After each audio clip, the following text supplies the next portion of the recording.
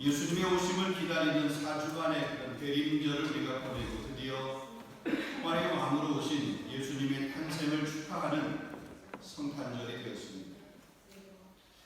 우리가 이 기다림의 절기를 보내면서 있어도 되고 없어도 되는 그런 기다림이 아니라 생명을 가진 모든 존재는 반드시 기다려야 될 구원에 대한 기다림의 시간으로 우리가 대림절의 기간을 보내었습니다. 여러분, 성경에도 보면 메시아의 오심을 간절히 기다리던 사람의 이름이 기록이 되어 있습니다. 누가복음 2장 25절에 보게 되면 예루살렘에 시므온이라 하는 사람이 있으니 이 사람은 의롭고 경건하여 이스라엘의 위로를 기다리는 자라. 성령이 그 위에 계십니다. 시므온이라고 하는 사람, 근데 그 사람이 이스라엘의 위로를 기다렸다 그랬습니다. 이 위로라고 하는 말, 헬라어로 보게 되면 파라칼레오라고 하는 단어입니다.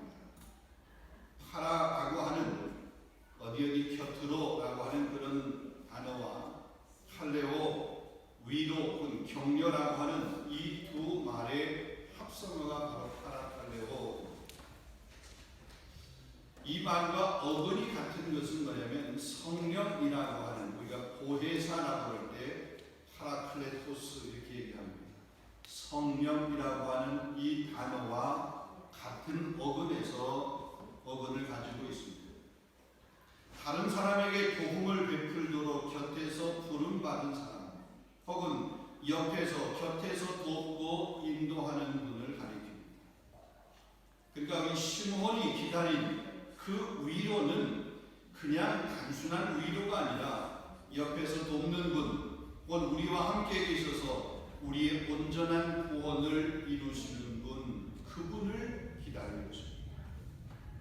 그러한 기다림이었기에 그분의 오심이 지극히 높은 곳에서는 하나님께 영광이었고 땅에서는 하나님이 기뻐하신 사람들 중에 평화가 될 수 있었던 것입니다. 그럼 오늘 본문 말씀은 짧은 말씀이지만 그 짧은 말씀을 세 단락으로 이렇게 나눠볼 수 있습니다. 8절로부터 10절까지 말씀. 큰 기쁨의 소식이 선포되는 그런 장면을 묘사하고 있습니다. 12절로부터 13절, 큰 기쁨의 좋은 소식, 그 소식의 내용이 어떤 것인가, 무엇이 도대체 기쁨의 소식인가, 그 기쁨의 소식에 대해서 언급하고 있습니다. 그리고 마지막 13절, 14절에 보게 되면 그 기쁨의 소식에 대한 천사들의 반응이 있습니다. 이 세 가지를 한번 간략하게 생각해 보겠습니다. 자, 그럼 큰 기쁨이 선포되는 장면, 어떤 장면입니까? 8절을 보게 되면 그 지역에 목자들이 밤에 밖에서 자기 양떼를 지키더니 그 지역의 장소에 관한 그런 언급을 하게 됩니다. 그럼 그 장소가 어디입니까? 읽지 않았습니다만 그 앞에 6절을 보게 되면 거기에 있을 때 또 거기라고 해요. 4절에 보면 베들레헴이라 하는 다윗의 동네 이렇게 언급을 하고 있습니다. 11절에도 보면 다윗의 동네라고 그렇게 언급하고 있습니다. 다시 말하면 다윗이 태어난 곳입니다. 다윗이 왕이 될 때 기름 부음을 받았던 곳입니다. 베들레헴.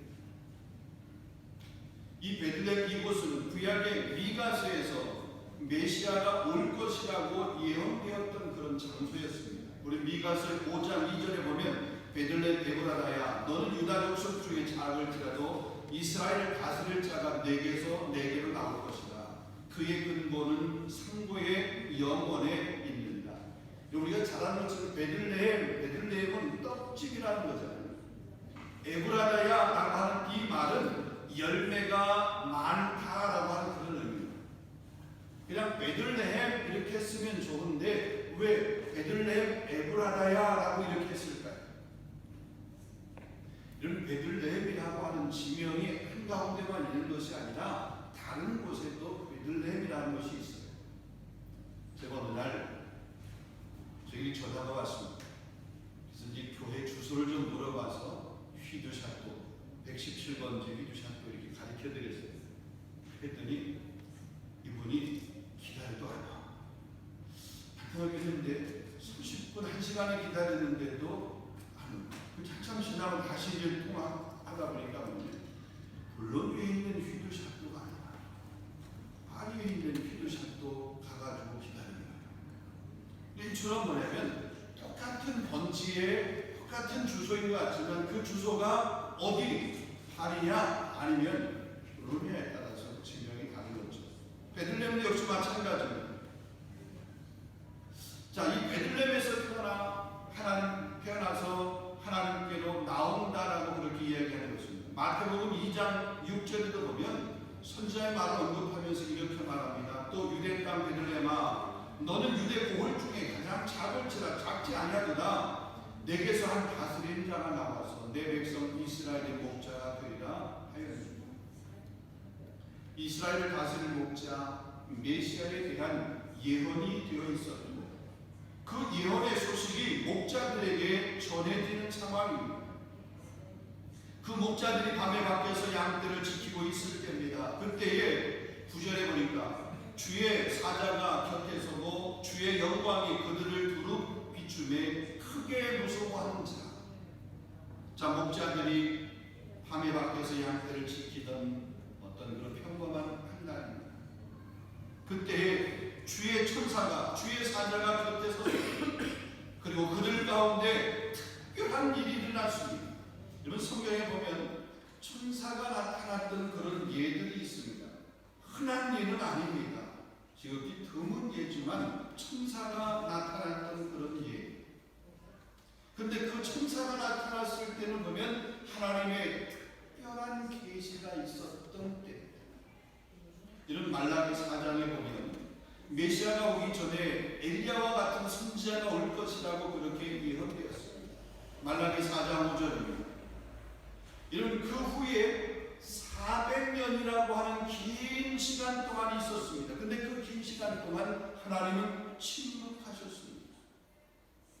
선지자가 올 것이라고 그렇게 예언했었는데 400년 동안 아무 일도 안 일어난 거예요. 그게 우리가 흔히 얘기하는 신약과 구약 사이의 그 중간기 400년이라고 하는 그런 시간입니다. 그리고 400년이 지난 후에 하나님의 사자가 스가랴에게 나타났습니다. 여러분 누가복음 1장 11절 말씀에 보면 주의 사자가 그에게 나타나 향단 우편에 선지라. 그러니까 말라기에 예언되었던 하나님의 말씀을 설명해 주는 것입니다. 그렇게 예언되었던 것들 이제 스가랴에게 천사가 나타나서 그걸 설명하는데 내 아내 엘리사벳이 요한을 낳게 될 거야. 그가 예수님의 오실 길을 준비할 거야. 세례 요한의 출생에 관한 그런 말씀입니다. 사가랴에게 먼저 나타났습니다. 그러고 난 후에 마리아에게 천사가 나타났습니다. 성령으로 잉태하여서 아들을 낳을 것이다. 천사의 나타남입니다. 보라, 내가 잉태하여 아들을 낳으리니 그 이름을 예수라 하라. 누가복음 1장 31절이잖아요. 그리고 천사가 나타난 것이 오늘 우리가 보는 이 본문에 또 천사가 나타났습니다. 여러분 그 뒤에 가서 보면 예수님이 부활하셨을 때, 무덤에서 부활하셨을 때 거기에도 천사가 나타났습니다. 흔치 않지만 천사가 나타났을 때 뭔가 특별한 하나님의 계시, 사인 이런 것들이 있었던 것을 보게 됩니다. 천사의 나타남 앞에 두렵고 떨고 있는 목자들에게 천사의 음성이 들립니다. 오늘 본문 10절입니다. 천사가 이르되 무서워하지 마라. 보라, 내가 온 백성에게 미칠 기쁨의 큰 좋은 소식을 너희에게 전한다. 하나님의 심판의 메시지, 경고의 메시지, 이것이 아닙니다. 큰 기쁨의 좋은 소식 천사가 전해줍니다. 그런 소식을 전합니다. 400년의 긴 침묵을 깨고 천사를 보내어서 전해준 그 소식은 큰 큰 기쁨의 좋은 소식이었습니다.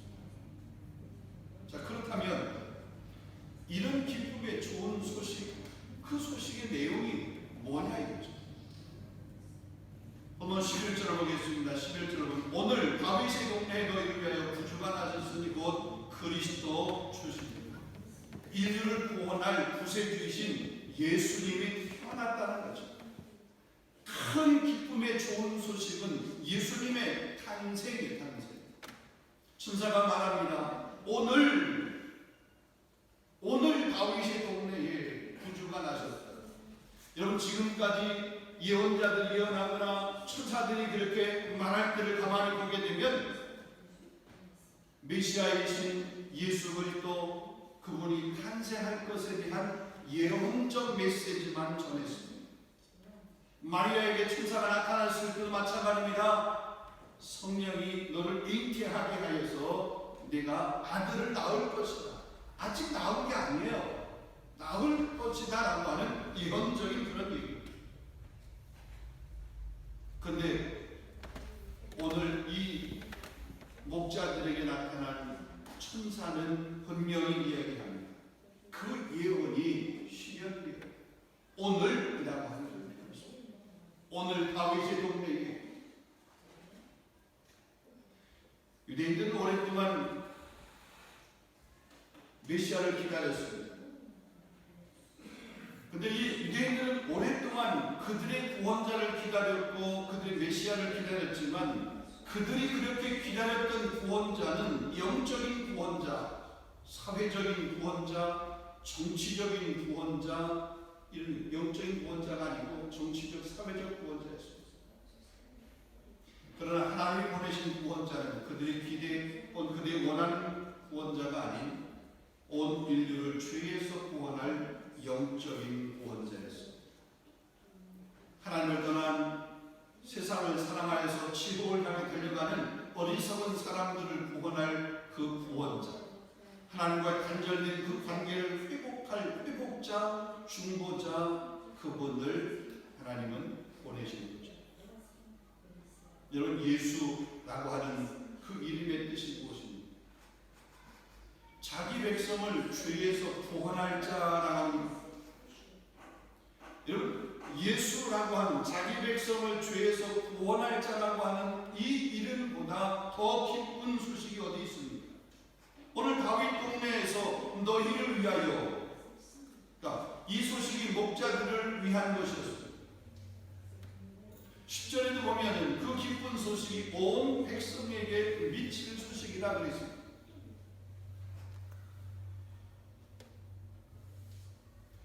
여러분, 이 기쁨의 소식이 온 백성에게 미친다. 그 기쁨의 소식이 있다 해도 그것이 나와 전혀 관계가 없다면 그것은 다른 사람에게는 기쁨의 소식일지는 몰라도 내게는 아닙니다. 그분의 오심이 다른 사람에게는 기쁨일지 몰라도 나는 그냥 들러리가 되는 거죠. 다른 사람에게는 그분의 오심이 은혜의 구원이지만 나에게는 구원과 상관없는 그냥 나의 지옥행이 분명한 것을 어떻게 보면 선언해주는 오심과 마찬가지입니다. 여러분, 하나님께서 아브라함에게 복을 주시겠다고 약속을 했습니다. 너는 복의 근원이 될지라, 너는 복이 될지라, 그렇게 약속을 하셨습니다. 근데 성경에 보면 믿음이 있는 사람은 아브라함과 함께 복을 받느니라 그랬습니다. 아브라함이 받은 그 복도 우리가 믿음이 있으면 그 믿음으로 말미암아 받을 수 있다. 다른 말로 얘기하면 우리가 그리스도 안에 있을 때, 그리스도와 함께 우리가 십자가에 못 박혀 죽고 그리스도와 함께 다시 살아났을 때, 복음을 믿고 복음에 합당한 삶을 살게 될 때, 그 말씀을 듣고 그 말씀을 믿을 때, 그럴 때 그 아브라함의 복을 우리도 받아 누리게 된다는 거죠. 여러분, 예수님 주변에 보면 수많은 사람들이 예수님 주변에 있었습니다. 많은 사람들이 예수님이 하시는 말씀을 들었습니다. 그런데 예수님 예수님 주변에서 예수님을 따라다니면서 예수님의 말씀을 들은 사람들 가운데 어떤 사람은 예수님을 한 사람도 있습니다. 예수님에게 침을 뱉은 사람도 있습니다. 예수님을 조롱한 사람도 있습니다. 바나바와 예수님 누구를 살려줄까? 바나바를 살려주라고 예수님을 십자가에 못 박으라고 그렇게 소리쳤던 그런 사람도 있습니다. 예수님 주변에 없어서가 아니라 예수님 주변에 있었어요. 예수님이 하시는 말씀을 들었어요. 예수님이 행하시는 이적을 보았습니다. 그럼에도 불구하고 그런 사람들은 예수님의 오심이 아무 의미가 없는, 나는 지복 백성이야 라고 하는 것을 확인하는 것밖에 되지 않는다는 거죠. 예수님 주변에 그 많은 사람들 가운데 복음을 위해서 자기 삶을 드렸던 사람들이 참 많습니다. 예수님이 지신 그 십자가를 대신 졌던 사람도 있습니다. 주 예수께 받은 사명 곧 하나님의 은혜의 복음을 증언하는 일을 마치려 하면은 나의 생명조차 조금 더 귀한 것으로 여기지 않는다. 바울 같은 사람도 있었습니다. 십자가의 거꾸로 달려 죽으면서도 복음을 변증하는 복음 변증자로 복음 일꾼으로 살았던 사람들도 있습니다. 여러분, 예수님의 오심, 이 오심이 과연 우리에게, 저와 여러분에게 과연 필요할까요? 예, 필요합니다. 왜요? 우리가 죄인이에요. 여러분, 성경에 보면 로마 3장 10절 11절 보게 되면 의인은 아무 날에 하나도 없으며 깨닫는 자도 없고 하나님을 찾는 자도 없고 다 치우쳐 함께 무익하게 되고 선을 행하는 자도 없나니 하나도 없다. 로마 3장 20절 모든 사람의 죄를 범하였으며 하나님의 영광에 이르지 못하고, 로마서 6장 23절 말씀입니다. 죄의 삭은 사망이라고 했습니다. 죄인인 우리 스스로 우리를 구원할 수 없습니다. 누군가가 우리 구원을 위해서 희생의 제물이 되어 주십니다. 그 희생의 제물로 예수님께서 오신 거죠. 그 예수님이 오심이 큰 기쁨의 소식 아닙니다. 심판 아래 있는 우리를 구원하시기 위해 오신 것이니까 그분의 오심이 기쁨의 좋은 소식. 할렐루야. 그럼 이런 기쁨의 소식으로 오신 예수님의 그 탄생을 천사들이 어떻게 했는가? 이 목자들 앞에 이 천사들이 어떻게 했는가? 그 천사들의 반응이 무언가? 오늘 13절 말씀입니다. 호련히 수많은 천군이 그 천사와 함께 하나님을 찬송하여 이르되, 하나님을 찬송하여 이르되, 그 찬송의 가사는 이거였습니다. 14절이었습니다. 지극히 높은 곳에서는 하나님께 영광이요 땅에서는 하나님이 기뻐하신 사람들 중에 하나다. 하나님의 군대가, 하나님의 천사가 이 땅에 그 평화의 소식을 전하는 것입니다. 예수님이 베들레헴 말구에 태어나신, 인간의 몸을 입고 이 땅에 오신 예수님의 그 낮아지심, 그것이 하나님의 영광, 하나님께 영광이 되는 일이라고. 그 일은 창세전부터 계획된 일이라고.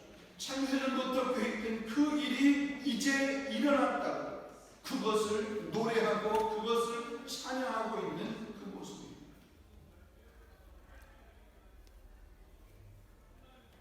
땅에서는 하나님의 기뻐하심을 입은 사람들 중에 평화라고.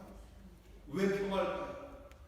하나님과 우리 사이에 죄로 말미암아 단절됐던 그 관계가 그분의 오심으로 회복되었기 때문에 그게 우리에게는 평화라는 거죠. 그것을 지금 찬양하는 거예요, 천사들. 그것을 지금 노래하는 거죠. 오늘 우리 성가대가 하나님 앞에 한달하루 찬양드리는 게 바로 뭐예요? 그 그것을 찬양하는 거 아니에요. 그것을 노래하는 거 아니에요. 예수님께서 하나님과 우리 사이의 평화를 전하셨습니다. 천사는 이 놀라운 소식을 찬양할 수밖에 없었습니다. 예수님이 우리의 구세주가 되었음을 전할 수밖에 없었습니다. 그래서 노래합니다. 찬양합니다. 사랑하는 성도들, 저와 여러분은 어떻게 해야 할까요? 천사의 찬양의 소리가 우리의 찬양의 소리가 되어야 되지 않겠습니까? 천사의 그 고백이 우리의 고백이 되어야 되지 않겠습니까?